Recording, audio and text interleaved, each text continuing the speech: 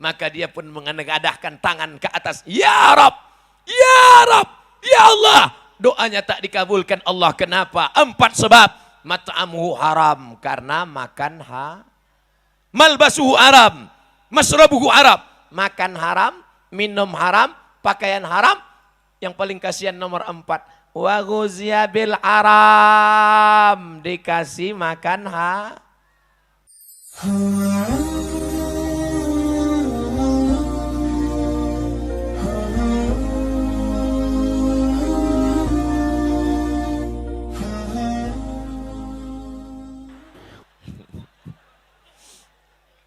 Siap mendengar? Nabi melihat dalam Isra Mi'raj, ada orang perutnya besar sampai sebesar rumah. Lalu Nabi bertanya kepada Jibril, Jibril, ya ini kenapa besar sekali? Rupanya karena makan haram, bukan makan hati. Makan haram. Jadi dengan Isra Mi'raj ini, hendaknya setelah ini berubah. Yang selama ini makan haram berhentilah. Kerja di kantor camat. Oh, ada orang ngurus KTP, ngurus surat tanah, ambil. Halal apa haram? Nah, nanti yang kerja kantor camat tersinggung. Pasti tak tersinggung kan? Kenapa? Takut mati. Kerja di tempat urusan mengeluarkan SIM, surat izin mengemudi, pas mau tes, tidak lulus. Tapi ada jalur kalau mau cepat. Diterima, haram. Nanti tersinggung. Tidak kan? Takut mati. Oleh sebab itu maka haram. Apalagi menjelang 17 April ini yang haram-haram berkeliaran ini.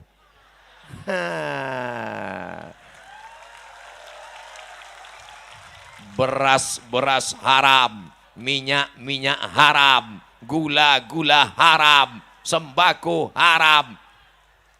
Ustadz Somad, kalau dikasih, saya terus terang sampai sekarang saya makanya kuat saya bilang haram, belum dapat.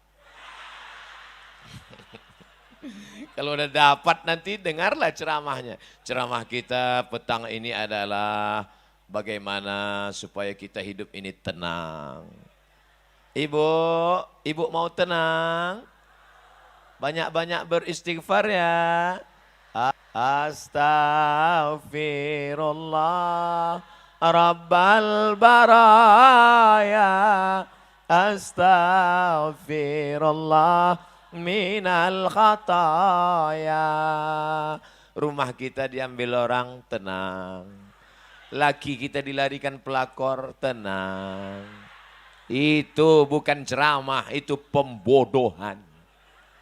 Saya ingin menjelaskan, sampai masanya kita harus tegas, sampai masanya harus berkata tidak. Kalau halal katakan halal, kalau haram katakan haram. Jangan bilang haram karena tak dapat. Begitu dapat, Ustadz, ini ada orang ngasih duit 200 ribu, haram. 2 juta Pak Ustadz, mau 2 juta, mau 200 juta, tetap haram. Kalau kita bagi 2 Pak Ustadz, itu lain ceritanya itu. Tapi katanya haram Pak Ustadz, daripada orang lain ngambil, bagus awak. Kalau orang lain ngambil dibelinya sabu-sabu, kalau kita yang ngambil kita undang anak yatim, kita sedekah. Walaupun dia haram maka dia berubah menjadi banyak bilang. Diambil duit haram. Jurusnya cap gayung. Cedok sini. Haram. Dibawa pulang ke rumah, dikasih ke istri. Istri membeli beras masuk rice cooker, setelah 1 jam dibuka menjadi belum tentu.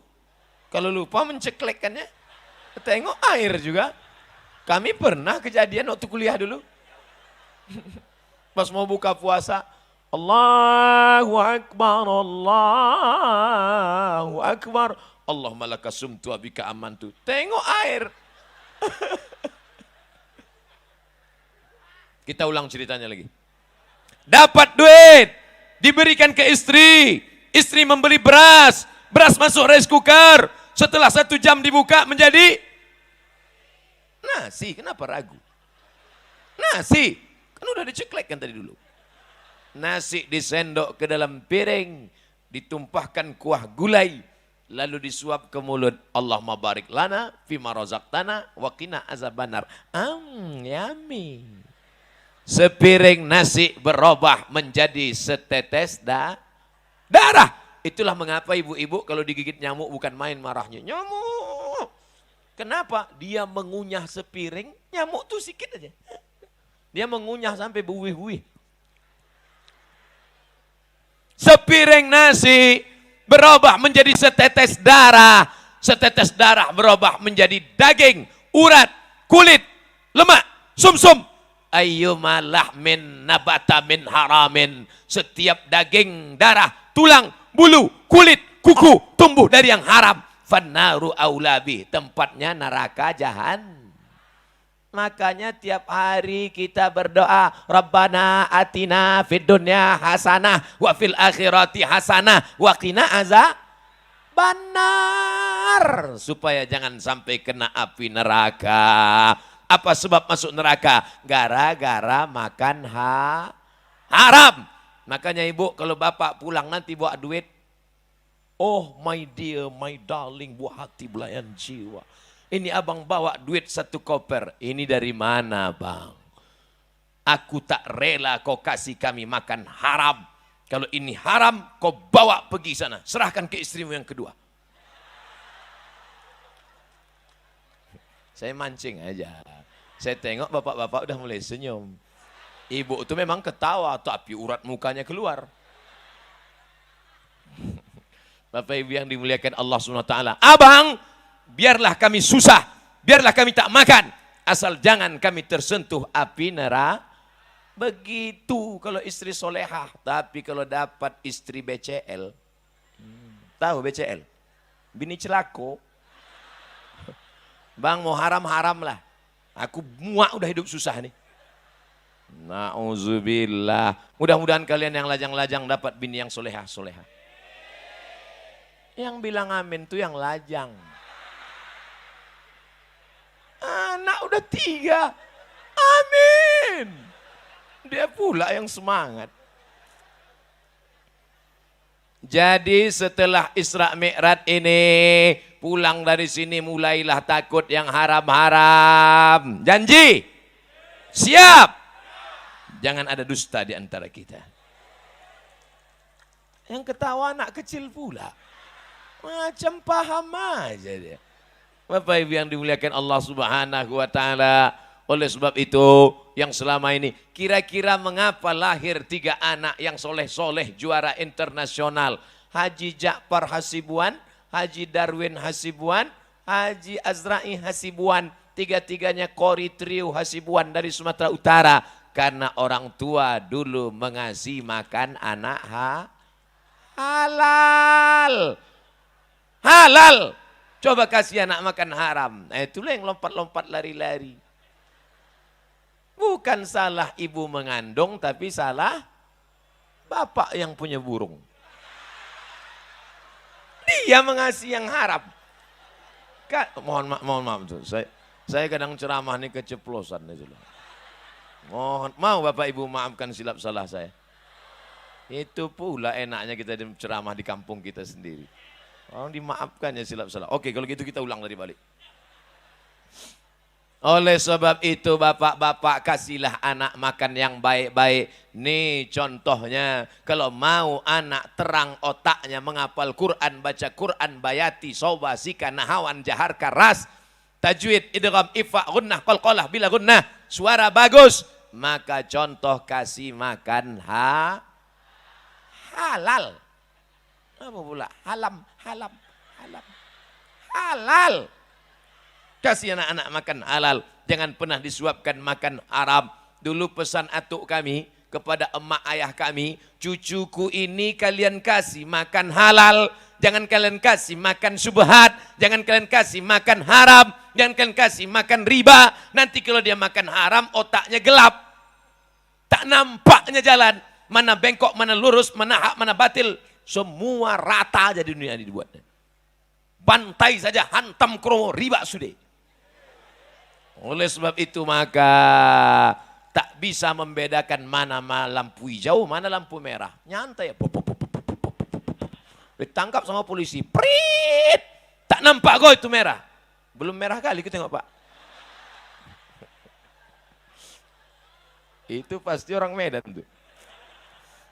Bapak Ibu yang dimuliakan Allah Subhanahu wa taala. Sedangkan lalu lintas aja ada rambu-rambunya, apalagi hidup. Oleh sebab itu yang buta itu bukan matanya, tapi yang buta itu hatinya. Kenapa hati ini buta? Karena sepiring mangkok bakso mie ayam. Mie ayam pakai bakso Pak Ustadz, sama lah itu. Masuk ke dalam mulut dari yang Arab, maka setetes darah masuk ke jantung yang menyemburkan darah dari jantung ke otak jantung. Jantung yang berdegup, berdetak, 2 jari di bawah terasa dia. Kalau mikrofon yang mahal-mahal tuh bisa terdengar.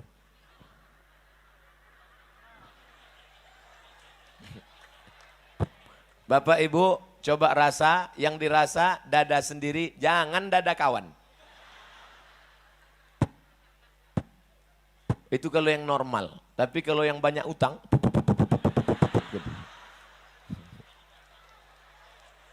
Apa kerja jantung? Berdegup dan berdetak. Apa yang didetakkan jantung? Menyemburkan darah naik ke otak. Kalau darah membawa oksigen dihembuskan dari jantung ke otak tak sempurna, itulah dia orang mengalami stroke ringan. Oleh sebab itu maka banyak-banyak ruku, Allahu Akbar, mengalir dia. Menungging pula. Sebab salah saya ceramah nih. Nanti saya menghadap ke sana, mengunding pula ibu-ibu. Sujud, makin turun dia ke bawah. Itu zohirnya. Tapi batinnya bahwa hati mesti menerangi. Itulah yang disebut dengan hati nur, cahaya. Allahumma ja'al fi qalbi nura, jadikan dalam hatiku cahaya. Wa fi sam'i nura, telingaku bercahaya. Wa fi basari nura, pandangan mataku cahaya. Wa an yamini nura, kanan cahaya. Wa an yasari nura, sebelah kiri cahaya. Wa min amami nura, bagian depan cahaya. Wa min khalfi nura, bagian belakang cahaya. Wa min fauqi nura, atas cahaya. Wa min tahti nura, bagian bawah cahaya. Sehingga kalau sudah cahaya ada, kita bisa menengok terang benderang. Yang menyebabkan gelap itu karena makan harap. Yang pertama gelap bukan mata. Yang buta mata hatinya. Nanti saya nyanyikan, diundang orang pula menyanyi dangdut. Bapak Ibu hafal semua ayatnya. Saya bacakan. Khatamallahu ala qulubihim wa ala sam'ihim wa ala abasarihim. Yang pertama gelap mana? Hati. Setelah hati gelap menular kemana? Telinga. Setelah ke telinga kemana? Ke mata. Hati terkunci, telinga tersumbat, mata tertutup. Summum, bukmun, amyun, fahum, la ya'qilun. Otak tak lagi bisa bekerja. Itulah maka jangan heran. Kenapa ceramah tak masuk ke telinganya? Kenapa berita menengok orang mati tak masuk ke telinganya? Kenapa hari ini dia menyaksikan orang tertangkap, besok pula dia ditangkap? Karena sudah buta mata hati gara-gara makan harap. Memangnya Ustaz Somad tak pernah dikasih orang? Pernah juga, cuma tak terlalu banyak. Sikit-sikit aja. Pernah Ustaz ambil, pernah saya tes. Besok kepada para ustadz dan da'i diundang acara pembagian kain sarung. Sebetulnya saya pun malu pakai kain sarung ini. Karena kalau dipakai di masjid, tertulis di ujungnya, coblos nomor.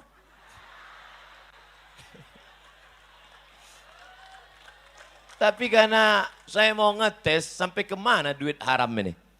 Saya pun pergilah, kain sarung nggak apa-apa. Rupanya di balik sarung tuh ada. Saya ambil duitnya. Dalam hati saya sudah berkata, hai Somad, ini haram, ini haram, ini haram. Tapi datang setan. Kata setan, mat sikit tak apa-apa. Ambil aja, kau ambil, habis itu istighfar. Astaghfirullah, Rabbal bara. Kata setan, rupanya setan itu ada juga baiknya kadang. Saya ambil lah, saya tengok isinya 1 juta. Buka kunci kendaraan, hidupkan mesin, pas pijak kopling, plung, jebol. Masuk ke bengkel besok 1,5 juta. Sejak itu tobat saya ngambil duit haram. Akan datang kalau ada ngasih 1 juta lagi tak mau saya. Kalau 100 istikharah saya dulu. Artinya itulah dia duit hantu dimakan setan. Ya Allah udah kusampaikan ya Allah. Kalau masih mereka juga makan haram, dia tak tahulah lagi ya Allah. Udah kusampaikan ya Allah. Dikasih anak makan haram. Setetes darah masuk ke jantung. Dari jantung disemburkan, jantung naik ke otak. Akhirnya isi otak anak otak makan haram. Tertulis di keningnya, otak haram. Aku heran nengok anakku nih Pak Ustadz. Ku masukkan ke pesantren, lari. Ku masukkan ke SMP, ditumbuknya gurunya, pecah muncungnya. Heran aku Pak Ustadz. Mau mengamuk saja. Bapak salah, ibu salah, anak salah. Tapi kesalahan anak bermuara dari bapak ibu yang menyuapkan anak makan haram. Nasinya halal, kecapnya halal, ayamnya halal. Tapi diberi dari uang haram. Papa mau keluar kota, ya. Papa lama keluar nih 5 hari, jarang pulang. Namanya siapa? Bang Toib. Ibu pun berdoa dari rumah. Ya Allah, selamatkan suamiku pergi, selamatkan pulang. Jangan sampai diganggu pramugari, jangan sampai diganggu janda tua-tua tak apa-apa, yang muda jangan.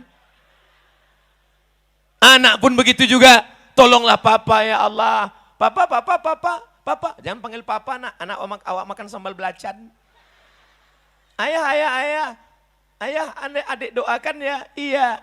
Tapi doa anak bini tak dikabulkan Allah. Apa sebab? 4. Rajulun as'as. Ada orang yang rambutnya kusut dan berdebu. Kenapa kusut?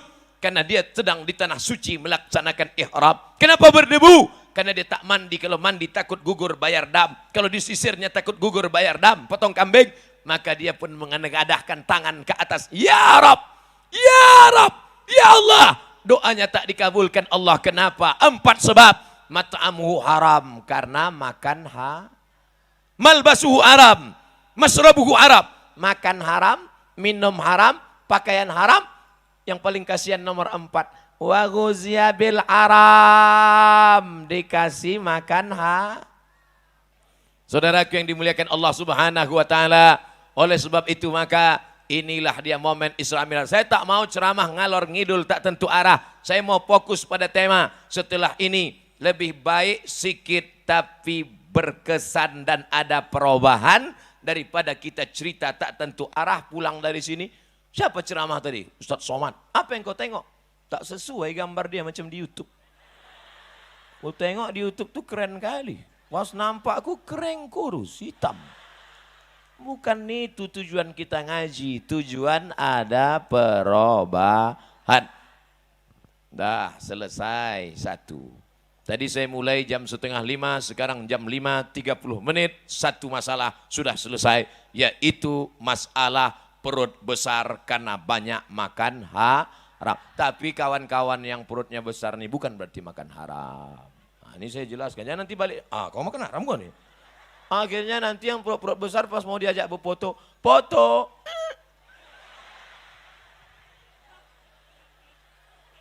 Yang gemuk sehat, yang kurus sehat, jangan paksakan diri. Ibu mau makan, makan aja. Saya asal ada makanan saya makan. Makan ketupat, makan kepitik, makan udang, semua saya makan. Tak ada gemuk-gemuk. Yang penting itu bukan masalah makanannya, tapi pola makannya. Kalau benar tetap slim. Ini ibu saking ingin kurus ditahan makan. Ada orang kasih udang, enggak mau. Ngasih, enggak mau. Ini nggak mau, besok mati. Habis udang tuh dimakan bini baru dia. Makanya ibu kalau makan aja. Jangan diet-diet. Setuju? Saya sedang memunculkan keresahan mereka selama ini.